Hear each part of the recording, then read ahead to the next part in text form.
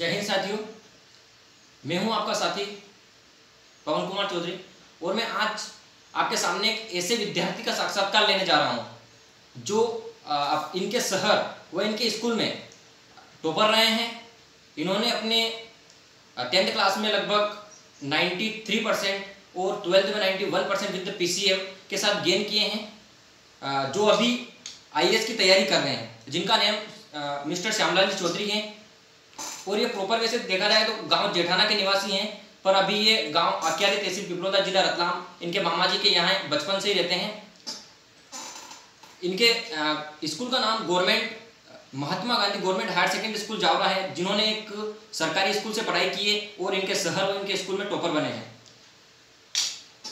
तो श्यामलाल जी, मेरा आपसे पहला सवाल यह है कि आप अपना कुछ परिचय व बैकग्राउंड बताइए। बिल्कुल, मेरा नाम श्यामलाल चौधरी है और मैं शुरू से ही सरकारी स्कूल में ही पढ़ा हूँ। पहली से 5वीं और 5वीं से फिर 8वीं तक जो मैंने गांव आक्यारी में ही पढ़ाई करी है। उसके बाद फिर 9 से लेकर 12 तक जो है मैं Mahatma Gandhi higher secondary school Jawra जो है उत्कृष्ट स्कूल, वहाँ पर मैंने 12 तक पढ़ाई करी है। उसके बाद फिर कॉलेज जो वहीं पर जावरा में भगत सिंह जो है महाविद्यालय है, वहाँ पर मैंने BSc किया है। इसके उपरांत फिर मैं दिल्ली गया और दिल्ली से IAS की तैयारी कोचिंग ली मैंने, और उसके बाद अभी जो है तैयारी भी कर रहा हूँ। साथ ही साथ मैं जावरा में रहकर MPPSC और UPSC वालों को मैं पढ़ा भी रहा हूँ और मेरी खुद की तैयारी भी चल रही है। बहुत ही बढ़िया श्यामलाल जी। मेरा आपसे अगला सवाल यह है कि आपने जैसा कि आपने बताया आपको कक्षा 10th में 93% जी बिल्कुल, और 12th में 91% विद PCM फिजिक्स केमिस्ट्री और मैथ्स के साथ आपने गेन किए। तो हमारे देश के विद्यार्थियों और छात्रों को कुछ गाइड करें आप, ताकि वो भी अगर वो सामान्य विद्यार्थी भी हैं तो वो कैसे अपना एक मतलब टॉपर बन सकता है। बिल्कुल बिल्कुल, आपने बिल्कुल सही क्वेश्चन किया कि एक सामान्य से सामान्य विद्यार्थी किस प्रकार से टॉपर बन सकता है। ये बहुत ही अच्छा क्वेश्चन है, क्योंकि करना कुछ नहीं है, अपने को कुछ चीज़ें करनी होती हैं। सिंपल सा है कि आप जो तैयारी कर रहे हैं, जैसे 10वीं पढ़ रहे हैं, जैसे 10वीं वाले विद्यार्थी या 12वीं की कक्षा में आप, तो आपको क्या करना है पहले से ही, जैसे आपने देखा जैसे 11th कक्षा में है तो 12th में जाना चाहते हैं, या 9th में है तो 10th में जो आने वाले हैं, तो आप जो गर्मी की छुट्टियां पड़ती है ना, उन्हीं दौरान आपको क्या करना है, जैसे मैं ऐसा ही करता था। जैसे जैसे 9th की कक्षा मेरी खत्म हुई और जैसे या फिर 11th की कक्षा खत्म हुई, उसके बाद फिर मैं क्या करता था, जैसे कुछ सब्जेक्ट ऐसे हैं जैसे जिनमें अपन को पढ़ना, जैसे हिंदी ले लिया आपने, तो हिंदी में कहानी कविता इस प्रकार से पढ़ करके कुछ सब्जेक्ट आप उस गर्मी की छुट्टियों में आप कर सकते हैं, ताकि क्या है आगे जो है बर्डन आपको कम रहे। तो इसी प्रकार से हमें कुछ जो है तैयारी करता रहना चाहिए, और साथ ही साथ रेगुलरिटी आपको रखना है। यानी कहने मतलब ऐसा नहीं एक दिन पढ़ने बैठे तो 18 घंटे पढ़ लिए, 20 घंटे पढ़ लिए, है ना। कई बार ऐसा होता है विद्यार्थियों के साथ में कि कभी मोटिवेशन मिल जाता है कहीं से तो वो बहुत सारा पढ़ लेते हैं, लेकिन फिर 8 दिन से पता चला पढ़ते ही नहीं है। तो ये नहीं होना चाहिए, मतलब रेगुलरिटी होनी चाहिए। यानी कहने मतलब ये है कि प्रतिदिन आपको पढ़ना है, चाहे वो कम पढ़े लेकिन रेगुलर पढ़े, चाहे 4 घंटा 5 घंटा पढ़े, जरूरी नहीं आप 12 घंटा पढ़ें। अच्छा, ऐसा भी कहा जाता है विद्यार्थियों मतलब जो टॉपर रहते हैं कहते हैं कि यार मतलब अगर आप टॉपर बनना चाहते हैं तो आपको रोजाना 10 से 12 घंटे और 15 घंटे पढ़ाई करनी पड़ती है। नहीं, ऐसा तो कोई जरूरी नहीं है कि 10 से 12 या 15 घंटा पढ़ेंगे तभी टॉपर बनेंगे। अगर इतना अपन ज्यादा अगर पढ़ेंगे तो कहीं कहीं अपन बीमार भी हो सकते हैं, और अगर बीमार हो गए तो बहुत बड़ी समस्या हो सकती है। कई बार विद्यार्थियों के साथ ऐसा होता भी है। मेरा जहाँ तक मानना है कि ये इंपॉर्टेंट नहीं है कि कितना घंटा पढ़ें, बल्कि ये इंपॉर्टेंट है कि अपन क्या पढ़ रहे हैं, और अपन जो एक अपना टारगेट लिया है कि भैया पहले से टारगेट ले लें अपन कि भैया अपने जो है 1 महीने के अंदर अपने को इतना पूरा करना है, तो आप उस टारगेट के अनुसार उसे पूरा करें, और जब उसे पूरा करेंगे तो आप कहीं कहीं आपको अच्छा फील होगा।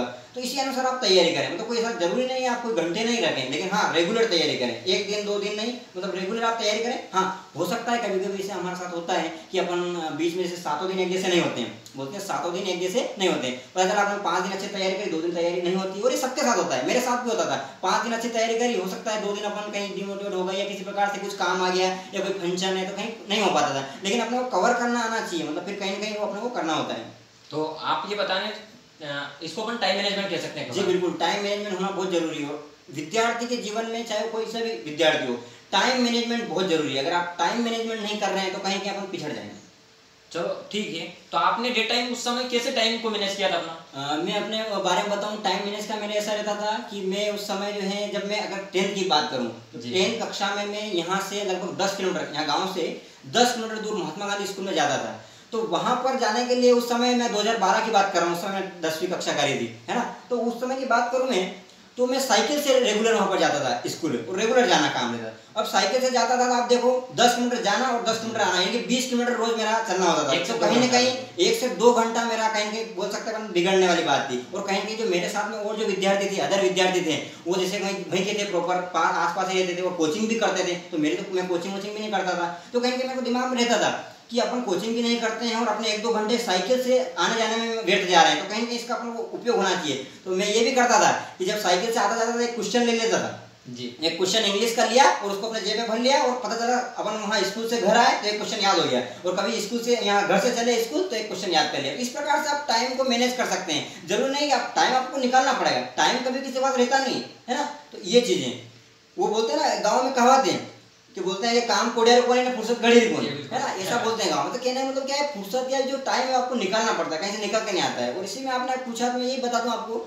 क्योंकि मैं गांव में रहता था तो गांव में कई बार ऐसा काम भी पड़ता था कि खेत पर गाय लेकर जाना है आपको, है ना। अब गाय लेकर जाना है तो वहाँ भी एक बड़ी दिक्कत थी कि अब गाय लेकर जाने आना संडे है, तो मैं एक कॉपी अपने साथ में, एक नोटबुक अपने साथ में रखता था और उसे पढ़ते हुए जाना। और कई बोलते भी थे लेकिन मैं नहीं सोचता था कौन क्या बोल रहा है, क्योंकि मेरे को अपना टारगेट दिखता था कि भैया 10वीं में या फिर 12वीं में मेरे को इतने % बनाना है, तो उसमें मैं काम करता था। जी बिल्कुल, बहुत ही बढ़िया विचार है आपका। एक और चीज आपसे कि जैसे कि आपको विकास मैं आपका जूनियर रहा हूँ, वैसे देखा जाए तो आपके महात्मा गांधी स्कूल में, तो मैंने कई बार देखा है कि आप 10वीं और 12वीं में थे, डेट टाइम मतलब आप एक कह सकते हैं अपन अदर एक्टिविटी, एनएसएस हुआ, एनसीसी हुई और annual function like any regarding to any activity. तो आप एनएसएस के भी एक्टिव वॉलंटियर रहे हैं, एनसीसी के भी रहे हैं, तो आपने उस टाइम को कैसे मैनेज किया? हाँ बिल्कुल, बहुत ही अच्छा क्वेश्चन किया आपने, क्योंकि कई बार विद्यार्थी ये सोचते हैं कि अपन एनएसएस में जाएंगे, राष्ट्रीय सेवा योजना, या एनसीसी नेशनल कैडेट कोर में जाएंगे, या इसके अलावा दूसरी एक्टिविटी चाहे वो वाद विवाद, भाषण प्रतियोगिता हुआ या खेल कूद हुआ, इसमें जाएंगे तो कहीं ना कहीं अपने समय का लॉस होगा। लेकिन दोस्तों मैं आपको बता दूं ऐसा बिल्कुल नहीं है, ये बिल्कुल गलत धारणा है। अगर आपकी रुचि है कुछ करने तो आप रुचि का काम करिए। बिना रुचि के अगर आप सिर्फ पढ़ाई करेंगे, है ना, सिर्फ अगर पढ़ते रहेंगे तो आपको जीवन में शायद लक्ष्य नहीं मिलेगा, और मिल भी जाएगा शायद आप खुश नहीं रहेंगे। तो मेरा यही कहना है कि आप पढ़ाई के साथ साथ अदर एक्टिविटी में जरूर भाग लें। तो मैं भी, आपने जैसे पूछा, मैं राष्ट्रीय सेवा योजना के कई कैंप में गया। मैं अगर 10th क्लास की बात करूँ तो 10th क्लास में राष्ट्रीय सेवा योजना के कैंप भी अटेंड करा था मैंने, और एनसीसी का भी करा था। मैं 9th क्लास से ही एनएसएस और एनसीसी में था। जनरली 11th क्लास से आते हैं, लेकिन मैं 9th क्लास से था, तो मैं कैंप अटेंड करता था।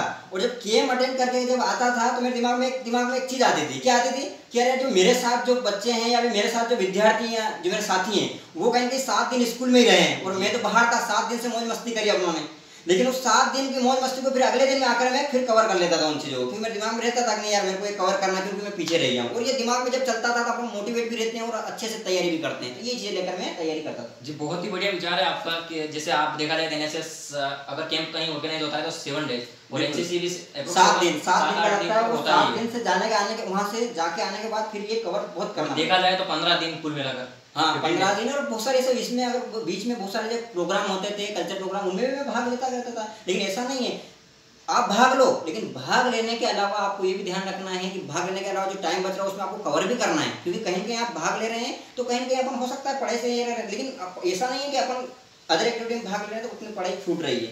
अपन पढ़ाई भी करें और साथ साथ में अदर एक्टिविटी में भाग भी लें, ताकि आपसे इससे क्या होगा, तन मन भी स्वस्थ रहेगा और पढ़ाई भी अच्छे से होगी। जी बिल्कुल, अदर एक्टिविटी जरूरी है, बिल्कुल। फिजिकल जब तक नहीं होगा तब तक आपको हेल्थी हो ही नहीं सकते। हाँ, तो ये है, क्योंकि स्वास्थ्य बहुत जरूरी है। और विद्यार्थी जीवन में स्वास्थ्य का मैं इसलिए बताना चाहूँगा क्योंकि मेरे को अच्छी तरह से याद है कि मैं जब 10th और 12th में था, और मैं सभी से बोलना चाहूँगा जो भी विद्यार्थी हैं या जो कुछ तैयारी कर रहे हैं उनसे सबसे बोलना चाहूँगा, बहुत महत्वपूर्ण पहलू है स्वास्थ्य। होता क्या है, विद्यार्थी अथाह मेहनत करते हैं, 24 घंटे में से 18 घंटे 15 घंटे तैयारी करते हैं, लेकिन होता क्या है कि जैसे एग्जाम करीब आती है तो अपने को डर और भय लगने लगता है, और कहीं ना कहीं अपन बुखार या फीवर बहुत प्रकार की समस्या आने लग जाती है। विद्यार्थी घबरा जाता है पहले से। वो क्या है, साथ साथ जैसे एग्जाम आती है उसको फोबिया भी रहता है। हाँ, एग्जाम फोबिया जैसे बोलते हैं, तो वो चीज होने लग जाती है। तो मेरा आपसे निवेदन है कि आप जो किस प्रकार से डरे नहीं एग्जाम से, है ना, डरना नहीं अपने को। होता है देखो, जनरली क्या होता है, जो अच्छी तैयारी करने वाले जो स्टूडेंट होते हैं उनको क्या डर रहता है, क्योंकि वो तैयारी करी ईमानदारी से। जो ईमानदारी से तैयारी नहीं करेगा उसको किसी बात का डर ही नहीं है ना। लेकिन जो ईमानदारी से तैयारी करते हैं उन्हें डर रहता है, तो होता है। लेकिन आप उसको इतना भी ना ले, बिल्कुल लिमिट में रखते हुए बिल्कुल आप तैयारी करते रहिए, है ना। तो इस प्रकार से आप जो है ये स्वास्थ्य बहुत जरूरी है। और लास्ट टाइम मतलब ऐसा हुआ था मेरे साथ भी कि जो संस्कृत का पेपर था मेरा, संस्कृत का 10th क्लास में, उसमें मेरे को बहुत अच्छी बात है 99 नंबर पे आए थे। लेकिन उस समय में मतलब जो है पहला ही पेपर था मेरा 10th क्लास में, उसमें मैं बीमार हो गया था।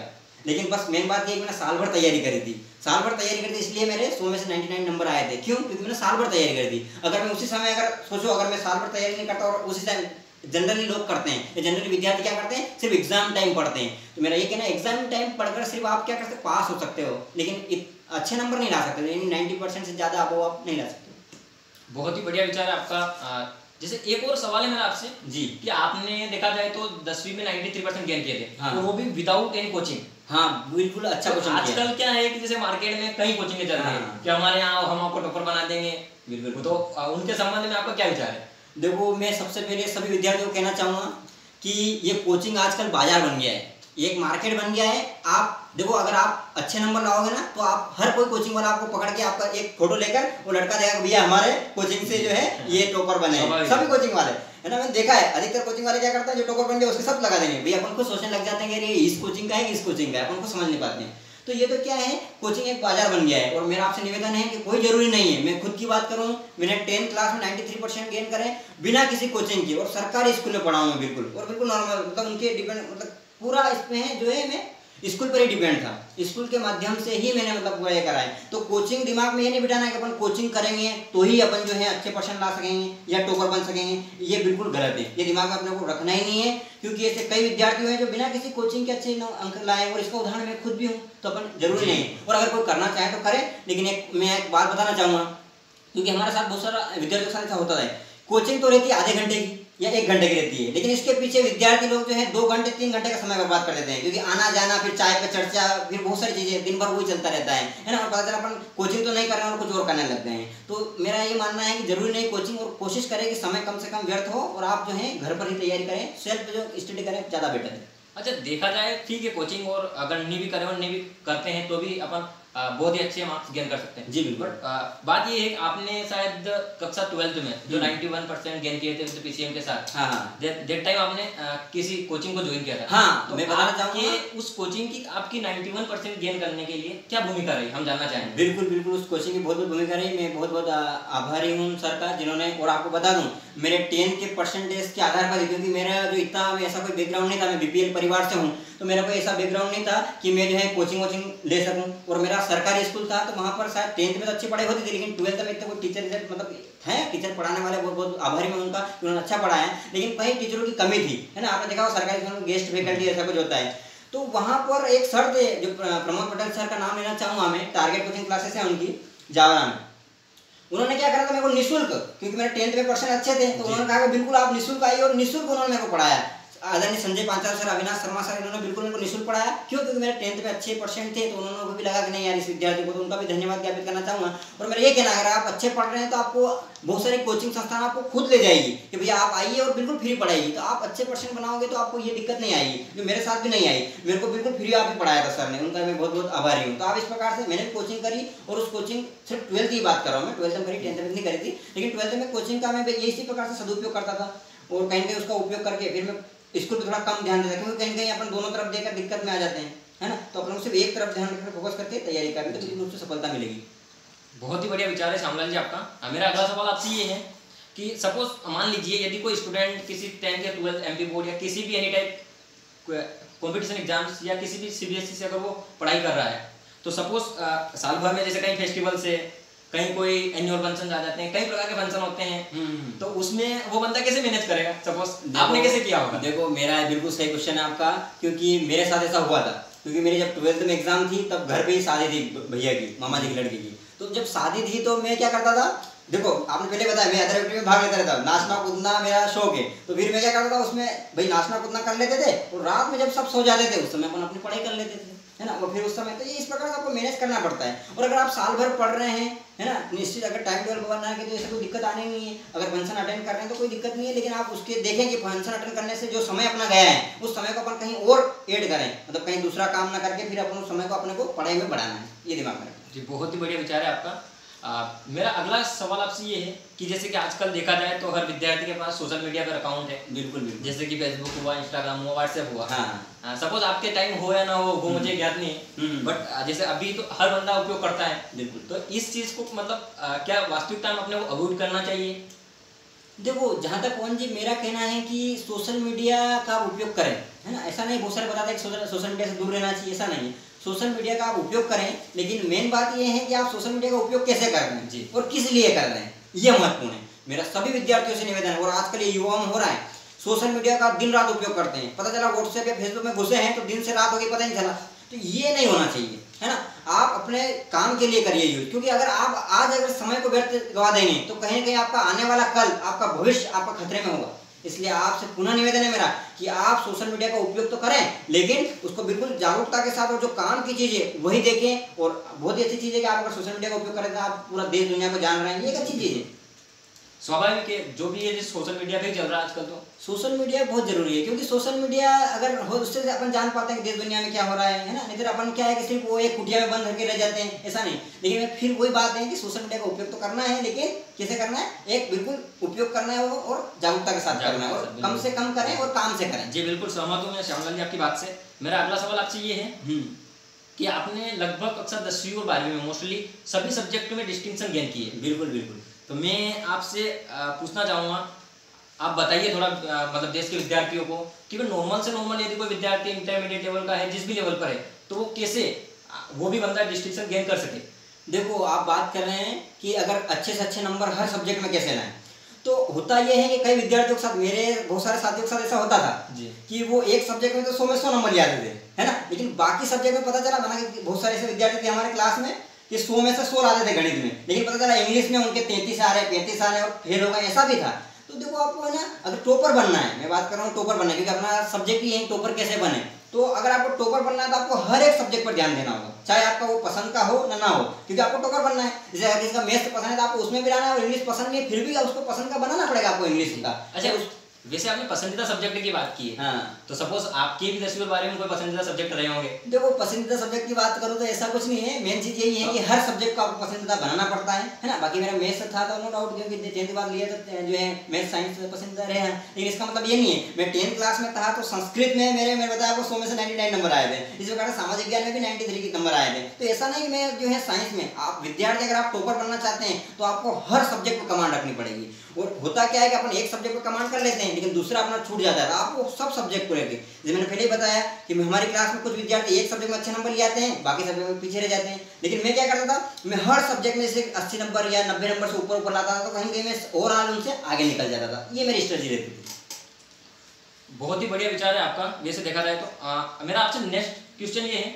कि आजकल के दौर में देखा जाए तो ऑनलाइन स्टडी चल रही है। जैसे कि आपको बायजूस लर्निंग ऐप है, कई सारे ऐप चल रहे हैं। बिल्कुल। और यूट्यूब बहुत ही बढ़िया है। हाँ। तो आपने भी की होगी, आई थिंक मुझे लगता है कि आपने भी ऑनलाइन स्टडी की होगी, और नहीं भी की होगी तो मुझे जानकारी नहीं है। देखो आप थोड़ा, मैं 2012 की बात करूं तो 2012 और 2014 में शायद हो सकता है मोबाइल लोगों के पास आ गए हैं, लेकिन उस समय जो आज जियो होता है ऐसा जियो नहीं हुआ करता था। और नहीं इसे मोबाइल, मेरे पास मोबाइल भी था 10th क्लास में, पता है छोटा सा डिब्बा होता था वो जेन का, है ना। वो भी इसलिए कि सुबह अलार्म, मेरे को सुबह उठना होता था, तो अलार्म बनने के लिए मतलब स्पेशली मैंने घर वालों से रिक्वेस्ट करके मामा जी से मेरे मोबाइल चाहिए, क्योंकि मेरे को सुबह उठने के लिए काम आएगा, है ना। तो ये चीजें जो है, लेकिन मेरे पास कोई ऐसा कोई सोशल मीडिया था नहीं। लेकिन आज जो है बहुत सारी चीजें हैं, जैसे यूट्यूब पे आप बहुत सारी चीजें, तो कोई अगर बंदा अगर चाहे तो घर बैठ के ही बहुत सारी परीक्षाओं में टॉप कर सकता है। लेकिन उस यूट्यूब का हुआ है, इनका अच्छा उपयोग होना चाहिए आपका। जैसे बाइजूस या बहुत सारे जो ऐप, इनका अच्छा उपयोग करो आप, और इनके माध्यम से आप पढ़ोगे तो कोचिंग की भी आवश्यकता नहीं है। जी बहुत ही बढ़िया विचार आपको ऑनलाइन स्टडीज से संबंधित भी। मेरा आपसे अगला सवाल ये है कि सपोज जैसे आपने जैसे नींद तो बहुत ही जरूरी होती है, बिल्कुल लेना स्वाभाविक है। अगर अपन टॉपर बनना हो या पास होना हो, कुछ बिल्कुल आपको टॉपर बनना हो या कुछ भी करना हो तो नींद तो बहुत जरूरी है। अगर नींद नहीं निकालेंगे तो कहीं ना कहीं पता चला कोई एग्जाम मिस हो गया, है ना। तो नींद बहुत जरूरी है। और नींद एग्जाम, देखो आप साल भर पढ़ते हो तो नींद आपको, है ना, साल भर पढ़ते तो आप जो एक दिन जो एग्जाम से पहले थोड़ा आपको थोड़ा बिल्कुल 7-8 घंटे, 7 से 8 घंटे नींद जरूर निकालनी चाहिए। कई बार होता है एग्जाम से पहले 2 घंटे 1 घंटे नींद निकाले जाते हैं, तो क्या है बहुत सारा सही से आपको याद नहीं रहता है, जो पुरानी चीजें वो रिकॉल नहीं हो पाती है। इसलिए निवेदन है कि आप एग्जाम से पहले जितना पढ़ना हो पढ़ लो, लेकिन एग्जाम के समय आप ज्यादा नहीं पढ़ें, 7 से 8 घंटे नींद जरूर निकालें। अच्छा, एक और बात है, जैसे कि देखा जाए तो आपको मोस्टली तो रात में स्टडी करते थे या सुबह में स्टडी करते थे, और किस समय स्टडी स्टूडेंट्स को करना चाहिए ताकि वो अधिक मार्क्स गेन कर सके और अधिक पढ़ा हुआ याद रख सके। देखो ये क्वेश्चन बहुत अच्छा पूछा आपने। देखो विद्यार्थियों को किस समय पढ़ना चाहिए, तो मैं बिल्कुल बताता हूँ विद्यार्थियों को, मैं आज पढ़ाता हूँ जहाँ वहाँ भी बताता हूँ विद्यार्थियों को कि पढ़ने का हर एक विद्यार्थी का जो है अपना एक अलग शेड्यूल होता है और समय होता है। ऐसा नहीं है किसी ने बता दिया टोपन, मैं बताता हूँ सुबह 4 बजे उठना चाहिए, तो आप भी 4 बजे उठ गए, पता चला आपको तैयारी हो ही नहीं, तो कोई मतलब नहीं है। आपका अपना खुद का समय होता है। मैं ऐसा मानता हूँ कि हर एक विद्यार्थी का अपना एक ऐसा समय है ना, एक ऐसा टाइम है पूरे 24 घंटे में। 24 घंटे में से कुछ ऐसा समय ऐसा है जिस समय उस हर एक विद्यार्थी को पढ़ने का मन करता है ना। तो उस समय को आप पहचाने कि यार वो कौन सा समय है जिस समय मैं पढ़ता हूँ तो मेरे को मन भी करता है और मेरे को याद भी होता है। तो उस समय को पहचाने, उस समय कोशिश करें कि उस समय दूसरे काम करने के बजाय आप उस समय पढ़ाई करें। जैसे बहुत सारों को जैसे आदत रहती है कि रात में पढ़ने की इच्छा होती है उनको, 8 मतलब 7 या 8 बजे तक 12 बजे तक। तो मेरा निवेदन उस समय आप दूसरे जो हैं कोई धारावाहिक आते हैं, नाटक आते हैं, तो आप टीवी या ये नहीं देखें, इसकी वजह आप उस समय पढ़ें, क्योंकि आप उस समय अगर ज़्यादा बेटर फील कर रहा हो तो उसमें ज़्यादा बेटर है, वही पढ़ाई करें आप जी, है ना। अपन अगर उस समय अगर वेस्ट कर देते हैं उस समय को, तो कहीं आप दूसरा समय भी आपका यूज नहीं हो पाता है, क्योंकि हर एक विद्यार्थी का ऐसा रहता है। मेरा ऐसा मानना है, जरूर नहीं ऐसा हो सभी के लिए, लेकिन ऐसा मानना है कि हर एक विद्यार्थी का एक ऐसा समय रहता है। कई बार कुछ विद्यार्थी ऐसे रहते हैं जो सुबह सुबह अच्छा पढ़ पाते हैं, अच्छा याद कर पाते हैं, या कुछ विद्यार्थी ऐसे रहते हैं जो शाम को अच्छा याद कर पाते हैं। जो भी समय आपको उचित लगे उस समय आप तैयारी करिए, ऐसा कोई जरूरी नहीं कि आप सुबह उठे, है ना। नहीं, जैसे मोस्टली कहा जाता है कि यार मतलब अपन मॉर्निंग में सुबह जल्दी उठकर यदि पढ़ते हैं तो अच्छे मतलब वो याद अच्छा रख पाते हैं। बिल्कुल, उसका एक कारण है, उसका रीजन भी है कि सुबह क्या किसी प्रकार का आसपास कोई भी चीजें नहीं रहती है ना, आसपास जो शांति रहती है, शांति रहती है तो अपना क्या दिमाग में ये बिल्कुल मेडिटेशन जो रहता है ये क्या करता है, शांति लाने का काम करता है। यानी कि अगर चारों तरफ शांति है तो अपना दिमाग भटकता नहीं। पता चला जैसे अभी अपन ये इंटरव्यू कर रहे हैं अभी आप, और पता चला कोई आ गया है तो अपन ध्यान भटकता है, और कोई नहीं आ रहा तो ध्यान नहीं भटकेगा। तो सुबह कोई भी नहीं आएगा, पता है आसपास सभी सो रहे हैं, सुबह 4 बजे की बात करें, आसपास सभी सो रहे हैं और अपन पढ़ रहे हैं, तो कोई डिस्टर्ब करने वाला नहीं, दूसरे विचार भी नहीं आएंगे और अपन पढ़ते चले जाते हैं। तो ये एक सभी का समय रहता है, तो आप उस हिसाब से तैयारी करें। कहा जाता है मतलब कि अगर मॉर्निंग में पढ़ते हैं तो बहुत ही अच्छा। हाँ बिल्कुल, उसका कारण वही चीज है, शांति। उस समय चारों तरफ शांति रहती है और सुबह का ब्रह्म मुहूर्त रहता है, अच्छा भी रहता है निश्चित रूप से।